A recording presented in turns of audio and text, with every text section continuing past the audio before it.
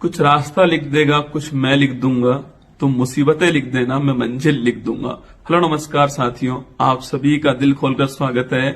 भारत मालदीव विवाद आप खूब सुनते आ रहे हैं कि भारत मालदीव की विवाद चल रहा है। सोशल मीडिया के ऊपर हैशटैग बायकॉट मालदीव चल रहा है, लक्षद्वीप जाओ, भारत से प्यार करो, ये सब चल रहा है।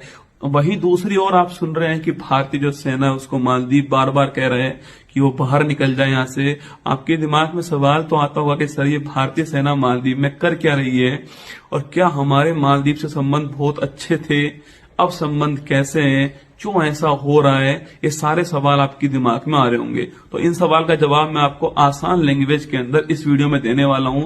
यह वीडियो आपकी समझ को और अच्छा करने वाली है। दोस्तों, मालदीव की जो लोकेशन है वही सबसे बड़ा विवाद है, क्योंकि दोस्तों उसकी लोकेशन हिंद महासागर के अंदर, इंडियन ओशन के अंदर है, और वह ऐसा पॉइंट है जहां से इंटरनेशनल ट्रेड बड़ी मात्रा में होता है। तो भारत के लिए भी मालदीव बड़ा महत्वपूर्ण हो, और चीन के लिए भी भारत को कंट्रोल करने के लिए मालदीव बड़ा महत्वपूर्ण, तो दोनों के लिए मालदीव बड़ा महत्वपूर्ण है। और इस बात का फायदा मालदीव उठाता भी है, और वो इस बात का फायदा उठाता भी है। अब दोस्तों हुआ क्या है, मालदीव दोस्तों यहां पर हुआ है, सबसे पहले आप देख लीजिए क्या भारत के संबंध मालदीव से अच्छे थे। बिल्कुल दोस्तों, बहुत अच्छे संबंध थे हमारे मालदीव से। मतलब 1988 का वो टाइम दोस्तों याद कीजिए जब अब्दुल गयूम साहब वहां राष्ट्रपति थे मालदीव के अंदर, और वो उस समय मालदीव के अंदर नहीं थे, बाहर गए हुए थे। तो वहां कोशिश की जा रही थी कि उनको हटाया जाए, वहां से तख्ता पलट किया जाए, ऐसी कोशिश की जा रही थी। तो उस समय भारत की तरफ से भारतीय सेना मालदीव में जाती है। हमने दोस्तों वहां पर ऑपरेशन कैक्टस चलाया, और वो तख्ता पलट को हमने रोक दिया वहां पर। तो आप समझ लीजिए कितने पावरफुल संबंध हमारे उनके साथ थे, कितने घनिष्ठ संबंध हमारे उनके साथ थे। और सो मालदीव जो है, आपसे जानते हो, पर्यटन बेस्ड इकोनॉमी मालदीव की रही है। वहां टूरिस्ट आपके सबसे महत्वपूर्ण इकोनॉमी का पार्ट होते हैं।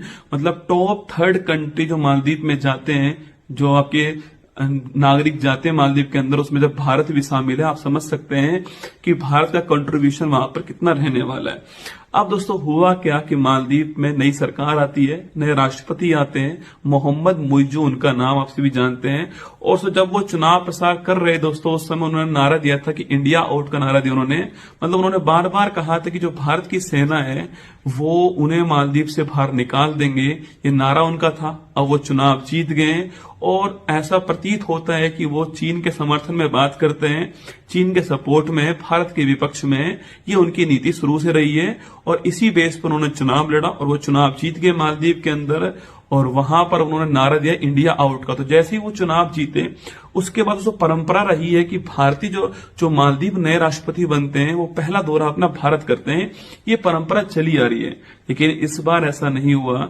मालदीव के जो नए राष्ट्रपति बने उन्होंने भारत का दौरा नहीं किया, उन्होंने पहला दौरा तुर्की का किया है। ये भी अपने आप में नई बात सामने आती है। उससे महसूस होने लगा कि भाई भारत मालदीव के संबंध जो है अब थोड़े कमजोर होने वाले हैं।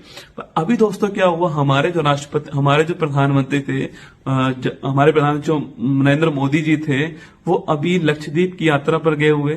वहां उन्होंने कुछ फोटो जो है अपने एक्स जो हैंडल है उस पर आपके पोस्ट कर दी, और उन्होंने बार बार कहा कि भारतीय विदेश जाने से पहले एक बार अपने राष्ट्र के लक्षद्वीप पर आए, यहाँ की खूबसूरती को देखें, उसको निहारें, और अपने देश को प्रमोट करें। अब इस बात से मिर्ची लग गई मालदीव को, और मालदीव की जो तीन मंत्री हैं, उन्होंने प्रधानमंत्री जी के ऊपर कुछ टिप्पणियां कर दी, कुछ दोस्तों अपमानजनक टिप्पणी की उन्होंने। मतलब ये तक कह दिया कि हमारे प्राइम मिनिस्टर मोदी जी जो हैं वो पपेट ऑफ इजराइल है, मतलब इजराइल कठपुतली हैं, ये तक उन्होंने कह दिया। उसके बाद में पूरे सोशल मीडिया के ऊपर आप जानते हैं हैशटैग बायकॉट मालदीव चालू हो गया कि मालदीव मत जाओ, मालदीव क्यों जाएंगे हम हमारे देश लक्षद्वीप जाएंगे। और इसके बाद में मालदीव का महसूस हुआ कि उनकी जो इकोनॉमी है वो टूरिस्ट बेस्ड इकोनॉमी है। तो वहां के राष्ट्रपति जी ने उन तीनों मंत्रियों को सस्पेंड कर दिया, हटा दिया उनको पद से। और उसके बाद में वो खुद जो है वो चीन की यात्रा पर चले गए 5 दिन के लिए। अब वो चीन की यात्रा पर थे, और शी जिनपिंग साहब से वो मिले वहां पर। अभी हाल ही में उन्होंने 2 स्टेटमेंट दिए वापस आकर के। एक स्टेटमेंट उनका ये रहा है, अभी हाल ही की खबर बता रहा हूं आपको। एक तो उन्होंने कहा है अभी हाल ही में कि मालदीव चाहे छोटा देश है, पर किसी अन्य देश को वो मालदीव को बुली करने के लिए आपके अलाउ नहीं करेंगे। मतलब कि उनका ऐसा कहना है कि भारत जो है वो मालदीव को बुली कर रहा है, कहां पर, सोशल मीडिया के ऊपर आपके वहां बुली कर रहा है, मतलब वहां छेड़ रहा है मालदीव को, आप ऐसे बोल लीजिए। या फिर मालदीव जो है उसकी सोशल मीडिया के ऊपर जो है वो छवि खराब करने की कोशिश भारत कर रहा है। तो उन्होंने कहा भारत, चाहे मालदीव छोटा देश है, उन्होंने कहा ये बात, पर वो किसी अन्य देश को मालदीव को बुली करने की इजाजत नहीं देने वाले। और सेकंड, उन्होंने अभी हाल ही में कहा है कि 15 मार्च 2024 तक भारत की सेना मालदीव छोड़ दे। ये उन्होंने अभी स्टेटमेंट दिया कि 15 मार्च 2024 तक भारत की जो सेना है वो मालदीव से चली जाए। अब आपके दिमाग में सवाल आ रहा होगा कि सर भारत की सेना मालदीव में कर क्या रही है दोस्तों। तो आपको बता दूं दोस्तों, मालदीव मैंने पहले ही कहा आपसे 1988 का उस टाइम मैंने कहा आपसे हमारी मिलिट्री गई हुई थी वहां पर। इसके अलावा दोस्तों हमने बहुत बार मालदीव को हेलीकॉप्टर दिए, डोर्नियर आपके विमान दिए, हमने बहुत बार दिए। 2013 में दिया हमने, इसके अलावा 2020 में हमने उनको दिया। तो अब दोस्तों हमने हमारी तरफ से हेलीकॉप्टर गिफ्ट किए थे उनको, तो उनके मेंटेनेंस के लिए हमारे 75 के आसपास जो सैनिक हैं वो मालदीव के अंदर ही हैं, वो वहां उनका मेंटेनेंस देख रहे हैं। और वही जो सैनिक हैं उनको बायकॉट करने की, उन सैनिकों को बाहर निकालने की बात कौन कर रहे हैं?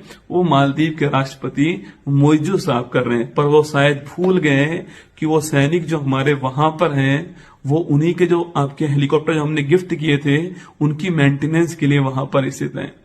तो अभी वर्तमान में भारत मालदीव का जो संघर्ष था, मैंने समझाया आपको संघर्ष क्या है। और इस संघर्ष के जो केंद्र बिंदु में देश है वो चीन ही है, सो आप जानते हो। चीन की जो परियोजना है आपके BRI, बेल्ट रोड इनिशिएटिव परियोजना, जिसको OBOR भी कहते हैं, one belt one road initiative बोलते हैं, जिसमें वो मालदीव को शामिल कर चुका है। भारत के चारों तरफ वो एक तरह से घेरने की नीति के तहत जो है वो यूरोप तक और आपकी जो अफ्रीका है वहां तक पहुंचने की कोशिश कर रहा है, वहां पहुंचने की। और उसी कड़ी में मालदीव भी उसी का एक हिस्सा बन चुका है। और मालदीव को वर्तमान में जो फंड है वो बहुत चाहिए, ऋण बहुत चाहिए वहां पोर्ट्स बनाने के लिए, वहां डेवलपमेंट करने के लिए। और दोस्तों आप जानते हैं कि चीन जो है वो ड्रैगन की नीति होती है उसकी, मतलब चीन एक बार तो आपकी उंगली पकड़ेगा, फिर आप जानते हैं कि वो फिर बाद में पूरा हाथ ही पकड़ लेता है। ऐसा बांग्लादेश के साथ में, पाकिस्तान के साथ में और श्रीलंका के साथ में कर चुका है। अब बारी मालदीव की आने वाली है और वो मालदीव के साथ भी ऐसा ही करने वाला है, उसे तबाह कर देगा मालदीव को। और ये आप सभी भली भांति जानते हैं।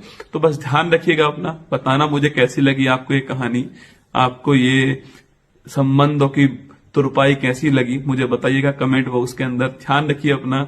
जय हिंद, थैंक यू।